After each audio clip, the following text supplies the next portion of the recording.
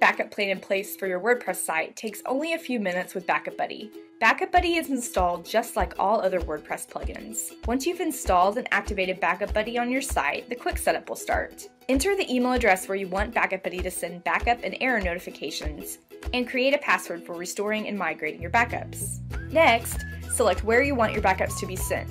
We recommend using Backupbuddy Stash, our secure, remote, offsite storage destination. All Backupbuddy users get 1 free gig of space to store your backups. Last, choose a backup schedule.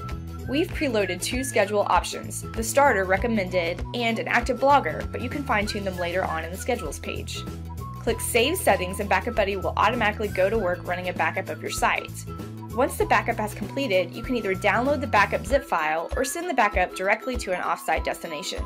Our site and our content is safe and secure. So get Backupbuddy today, the best way to back up and move a WordPress.